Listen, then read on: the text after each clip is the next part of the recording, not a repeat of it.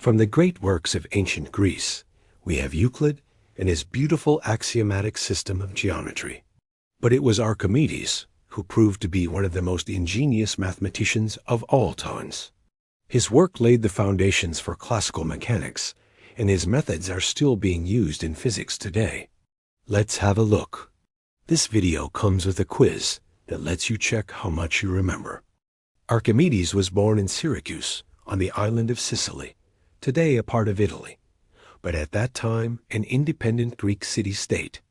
We don't know exactly when this happened, but it was sometime around 287 BC.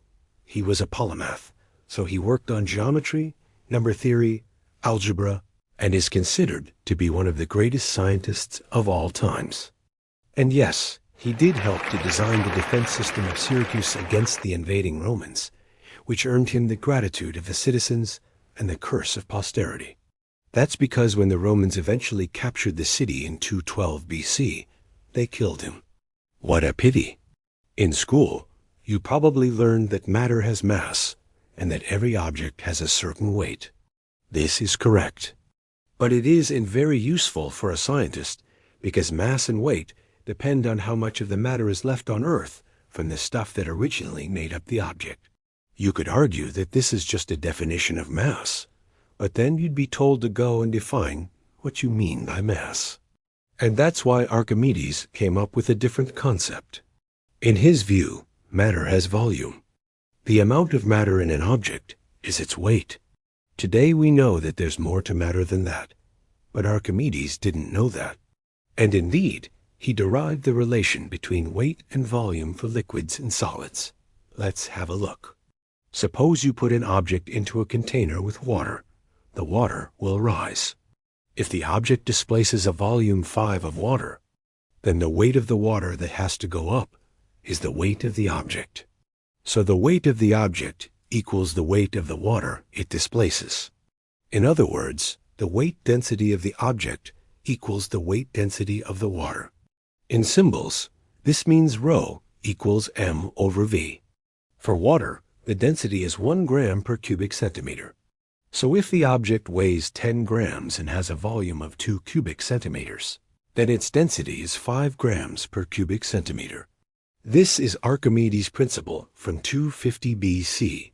It is still the standard way to measure the density of stuff, even if these days we use fancier equipment. But wait, this doesn't make sense. What does it mean for something to have a weight? Today we say that weight is the force with which gravity pulls on an object, but we don't measure forces in grams or kilograms. We measure them in newtons or pounds. It's true that the weight of an object depends on the gravitational pull, but if you just take that gravitational pull to be some constant, then you can absorb it into the definition of mass, and then mass is measured in kilograms or pounds.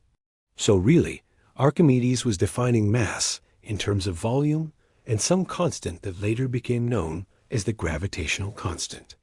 This might not sound like a big deal, but it was because it meant that he didn't need to know anything about gravity. And that was a big deal because it made it possible to calculate things independently of where you are. It made physics possible, and Archimedes didn't stop there. He also developed the method of exhaustion to calculate areas and volumes of complicated shapes.